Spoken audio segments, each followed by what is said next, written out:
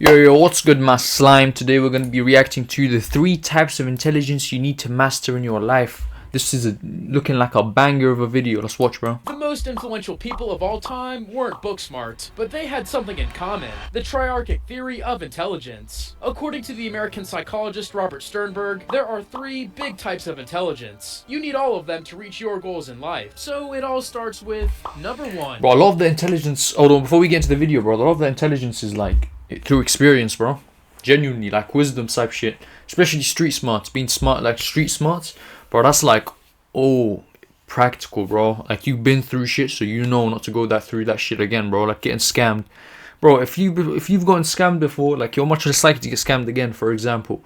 Or if you've gotten robbed before, you're much less likely to walk down that same street again. Like, it's all about experience, about wisdom, you know. So don't be afraid to, like, experience shit, bro. I'm gonna keep it a buck. Practical intelligence, aka street smart. To understand this concept better, let's look at the greatest scammer of the 19th century, Victor Lustig. In 1925, the Eiffel Tower was... Bro, I swear to God I didn't pre-watch this video, by the way. It's literally scamming street smarts. Okay, bro.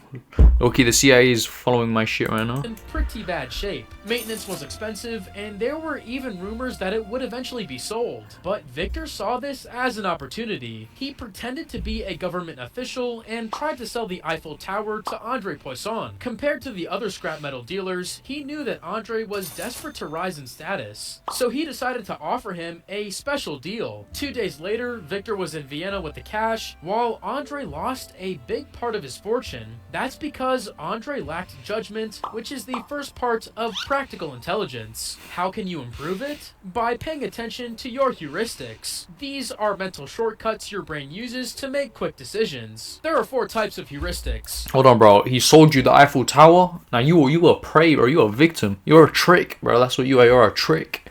God damn, bro. You a straight... you a goofy, bro.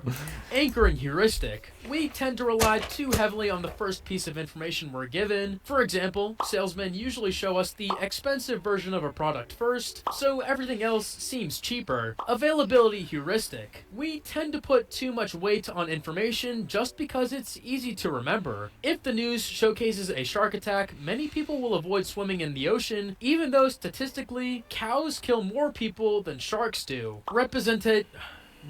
Representativeness heuristic. We tend to judge things based on how similar they are to a stereotype. When you see a guy with tattoos and a leather jacket, you'll assume that he's dangerous. Affect heuristic. We let our... Bro, they're some of the nicest people, though. I've never met a guy with tattoos and a leather jacket. Like, them biker dudes are always the nicest. You know what I mean? Just dropping their body, bro.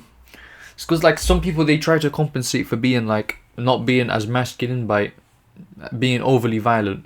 They already look scary and manly as shit, bro. So they're like the softest people, bro. Because they're not trying to prove anything. And that's it, really, bro. Some people just got something to prove, so they throw their life away, bro. It's kind of deep. Current emotional states control our judgment. People rate risky activities as safer if they enjoy them and more dangerous if they're afraid of them. Now that you know how your brain works, you can control which information influences your life. As a bonus, remember that a person who wants to manipulate you will usually overcompliment you for no reason, isolate you from others, or just simply rush you into making a decision. And that's it with the judgment. But remember, that's only half of practical intelligence. That's facts, bro. That's how you get scammed as well. The time limit shit. Oh, you only have fucking 5 days, not 5 days left. I was once on Roblox, yeah. I was on this Discord because I was trying to sell a pet, bro. I was like bare young. And some guy was like, yo, I'm giving away a free secret pet. I know it doesn't sound like it, but these people they're fucking cracked, bro. They know how to do this shit, bro. So I was on there and I was looking to trade some shit. Some guy sent a link and he was like, yo, press on this and add me on this link and I'm giving away a giveaway for my YouTube or whatever. So I clicked on it and it took me to the Roblox site. And I was like, yo, I looked at the URL, yeah, and it wasn't the Roblox URL. But I was like, yo, this is bare sketch, bro. And then I go back to the Discord and he's like, yo, 5 minutes left. We've already got bare people in. I'm like, yo, so I put in all my details. Next thing I know, someone's in my account. All the pets are gone, bro. I know. It was traumatizing. Young me fucking cried. Nah, I didn't really cry. I didn't really give that much of a fuck. But I was like, yo, that's deep, bro.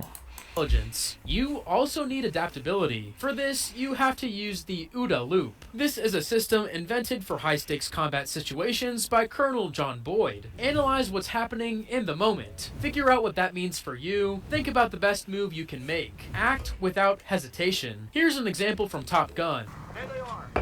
3 miles left, 10 o'clock. I don't think they see us yet. Okay, I see them. 284s, left 10 o'clock level, continue left turn. But a single type of intelligence is not enough, so you also need number 2, creative intelligence. 30 years ago, the Japanese bullet train had a big problem. When it traveled through a tunnel, it made a sonic boom. It was a disturbance for the wildlife, the passengers, and mostly for the poor villagers who lived nearby. The engineers started to think, but they didn't manage to find anything. So they started to panic, until one day when Eiji Nakatsu discovered that the answer was right in front of their eyes. The kingfisher, a bird that enters the water with high speed and minimal splash. So the engineers inspired the new design for the train's nose by studying its beak. But what's the connection between this and creative intelligence? There's a concept called steal like an artist. Basically, you should take inspiration from art, nature, or anywhere else possible, even from your own domain. Don't believe me? Let me just show you then. And trust me, these are just the most obvious stuff from the filmmaking niche. But this concept extends beyond all domains. Throughout history, we have had Damn, I see you, bro, calling them out. Nah, for real though, I don't see the point of like people going and getting overly mad. Oh, you took this from this, you took that from that. Bro, like, as long as it ain't ripping it off, bro, like, everything's stealing, especially social media. The concept, you make one good concept, you make one good thumbnail, something you do pops off, 100,000 other people are doing it. And you can't really blame them. Because at the end of the day, bro, if you just put something out there and you don't improve upon it, someone else is going to take your place. It's that simple, bro. If you put something out there and you don't improve upon it, then it's not really yours, bro. You can't just patent something forever, bro. Especially online with like this fucking... Everything would be gone, bro. You get what I'm saying? So, like, if you ain't innovating, you finna fall back. Fuck, I ran out of breath. Anyway. like Da Vinci, who took inspiration from birds' biology to try and create the first flying machine, or people like Samuel Morse, who used his artistic training to develop Morse code. There are no limits. But remember, you have to always add your touch. Don't just copy and paste, instead, copy with taste. Alex Hormozi, one of the greatest businessmen of all time, said that if you really want to get good at a skill, you have to learn from the domain that skill originates from. For example, if you're a YouTuber like me, you can study filmmaking. As a bonus fun fact, creative intelligence spikes when we're slightly tired. Because our brain is less focused, it forms more unexpected and creative connections. But still, there is more to improve. Number 3. Analytical intelligence. There's this technique called first principle thinking. Elon Musk, Jeff Bezos, and Warren Buffett all use it. The best part? It's built on just 3 simple steps. Step 1, break it down. Let's take this example. You want to improve restaurants. The first step is to ask yourself, what's a restaurant really? God, bro, never open a restaurant. That's what I learned from Hell's Kitchen and just like general, just like studying business, bro. Do not open a restaurant. Almost all of them fail, bro. Everyone wants to open a restaurant, G. Like, everyone and their mother wants to open a restaurant, bro. Never open a restaurant. It's always going to fail. I'm going to tell you right now. What's the statistic? It's like 80% of them failed in the first 3 years. Bro, that's insane. That's people's life saving. That's people's houses they sold for that bitch. Like, do not open a restaurant. No matter how much you think you're going to make it, bro.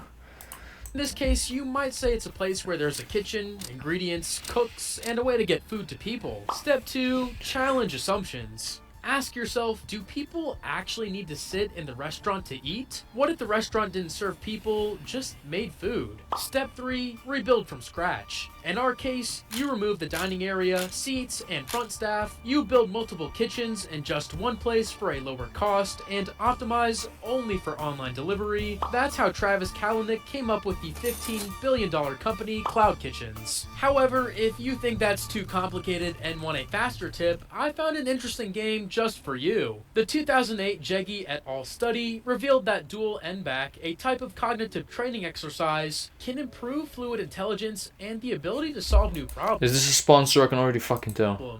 How does this exercise work? Basically, you see a square appear on a grid, which is usually 3 Maybe I by was 3. wrong. At the same time, you hear a letter. Your job is to remember where the square showed up, or when a certain letter was said. Why does it help? The game forces you to hold, update, and manipulate multiple streams of information at once. The study found that people who trained on Duel and back for just 8 to 19 days significantly improved their analytical intelligence. I suggest starting off with Duel 1 back so you can get adapted to the buttons, then you can level up. Even though there are some interesting alternatives out there, the best way to improve your analytical intelligence is still through learning. Luckily for you, I have just the video. Nah, W video, man, but I can't lie, bro. I'm smooth brained as fuck, bro. I haven't used my brain in ages, bro. That shit is rotting up there. Anyway, guys, man, subscribe to me, subscribe to, what's this channel? Zoomology. W channel, man, W channel. Good video. Actually subscribe. I'm trying to get monetized, bro. You get what I'm saying? Subscribe now, bruv. I ain't asking.